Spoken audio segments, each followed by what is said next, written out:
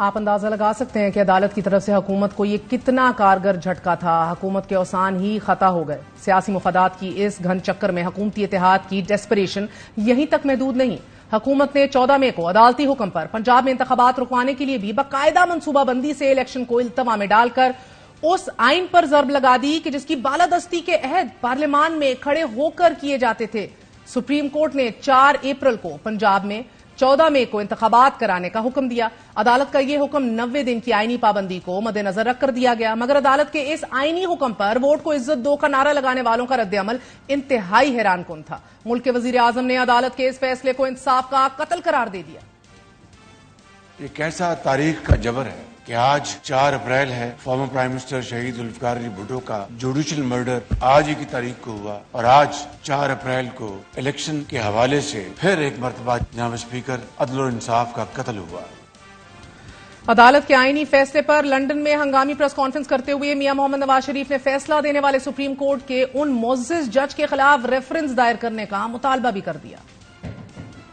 इन 3 जजेस का फैसला जो है सुप्रीम जुडिशियल काउंसिल में इनका रेफरेंस दायर किया जाना चाहिए। ये जो 3 जजेस का जो बेंच है जिसे ये फैसला कहते हैं, ये फैसला नहीं है और ये खुद जज साहिबान की जुबान में वन मैन शो है। एक शख्स को कैसे इजाजत दी जा सकती है कि चीफ जस्टिस पाकिस्तान का वजीर आजम भी बन जाए, वजीर दिफा भी बन जाए, वजीर दाखिला भी बन जाए, चीफ इलेक्शन कमीशनर भी बन जाए और पार्लियामेंट भी बन जाए। All this just not to hold elections. अदालत के खिलाफ इस बाज़ाब्ता मुहिम के तहत सुप्रीम कोर्ट के जजेस के खिलाफ रेफरेंस दायर किए गए। अदालती फैसलों को वन मैन शो करार दिया गया। अदालती फैसलों को आइन और पार्लियामान पर हमला करार दिया गया। लॉर्डशिप को भी एग्जीक्यूटिव के मैटर्स में मुदाखलत नहीं करनी चाहिए। We will be held accountable in the court of people, not in the court of CJ. तुझसे पहले जो शख्स यहाँ तख्त नशीं था उसको भी अपने खुदा होने का इतना ही यकीन था कि वही आला लोग, वही आला जज साहबान जो खुदाई दावे करके बैठ गए थे कि हम अनकंडीशनल इख्तियारात के मालिक हैं, हम ही हैं जो सियासत को भी चलाएंगे, हम ही हैं जो मईशत को भी चलाएंगे। आज फिरते हैं मीर खार, कोई पूछता नहीं। इस आशिकी में इज्जत सादात भी गई। आज ये हालत हुई पड़ी है उनकी। आप अकलियत के फैसले को अक्सरियत में मुसल्लत करना चाह रहे हैं। ये कौन सा इंसाफ और कौन सी अदालत है? हमें आप किस असूल की बात कर रहे हैं? पहले उसको अपने आप को भी देखना होगा कि क्या वो कोई शाजिया मरी साहिबा को बताए कि लॉर्डशिप सिर्फ कोर्ट ऑफ पीपल में जाने का ही कह रहे हैं। लेकिन बहरहाल आज अदालत और चीफ जस्टिस को निशाना बनाने वाले यही सियासतदान गुजरे कल में अपने सियासी मुफादात के तहफ़्फ़ुज़ पर इन्हीं अदालतों और चीफ जस्टिस के बारे में क्या कहते थे, इस पर भी सवाए हैरत के कुछ नहीं कहा जा सकता। एक इदारा जो रियासती इदारा है, इंतहाई अहम तरीन सुप्रीम कोर्ट, उसको हुकूमत तस्लीम नहीं कर रही, वजीर आजम तस्लीम नहीं कर रहे, उनके फैसलों का मजाक उड़ा रहे हैं।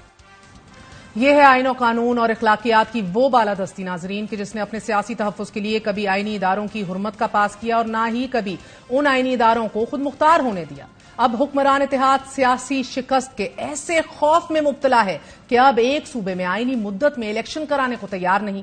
सुप्रीम कोर्ट ने अपने 1 मार्च और 4 अप्रैल के 2 फैसलों में वाज़ेह तौर पर इलेक्शन कराने की जिम्मेदारियों को फिक्स किया। अदालत ने 1 मार्च के अक्सरियती फैसले में लिखा कि अगर गवर्नर वजीर आला की एडवाइस पर असेंबली तहलील करे तो इस सूरत हाल में आईनी तौर पर गवर्नर इलेक्शन कमीशन के मशवरे से आम इंतखाबात की तारीख देने का पाबंद है, और अगर गवर्नर वजीर आला की एडवाइस पर असेंबली तहलील ना करे तो इस सूरत हाल में इलेक्शन एक्ट सदर मुमलिकत को इंतखाबात की तारीख देने का इख्तियार देता है और सदर मुमलिकत इलेक्शन कमीशन के मशवरे से इंतखाबात की तारीख दें।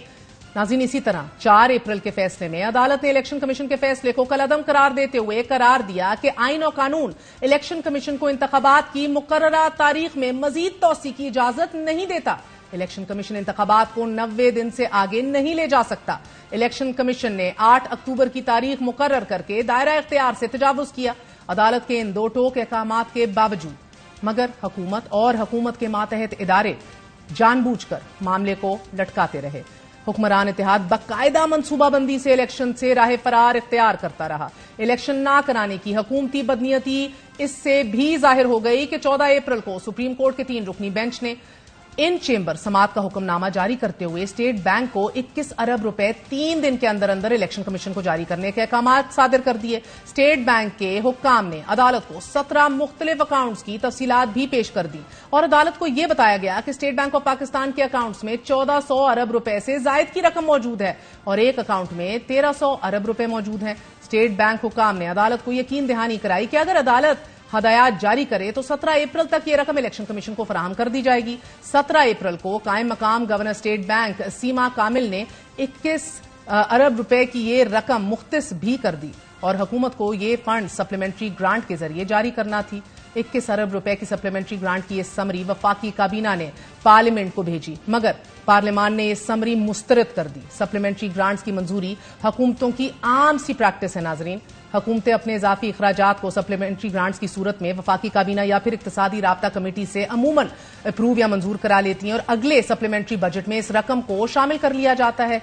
मगर हुकूमत ने 21 अरब की ये सप्लीमेंट्री ग्रांट जारी करने से साफ इंकार कर दिया।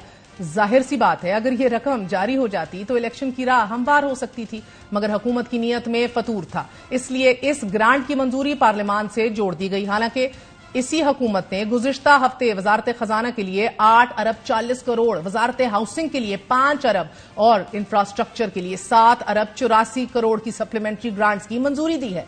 गुज़िश्ता बरस अक्टूबर में वजारत दिफा के लिए 30 अरब 88 करोड़ रुपए की सप्लीमेंट्री ग्रांट्स भी मंजूर की गई थी। कहने का मतलब यह है कि अगर हुकूमत सप्लीमेंट्री ग्रांट मंजूर करवाना चाहती तो इसे पार्लियामान में भेजे बगैर इक्तिसादी राब्ता कमेटी या काबीना से मंजूर करा लिया जाता, मगर चूंकि हुकूमत इलेक्शन की राह में हायल होना चाह रही थी तो इसलिए हुकूमत ने 21 अरब रुपए देने से इंकार कर दिया और पार्लियामान का इस्तेमाल किया। हुकूमत की बदनीयती का यह आलम था कि इस सिलसिले में ऐवान से करारदाद भी पास करा ली गई।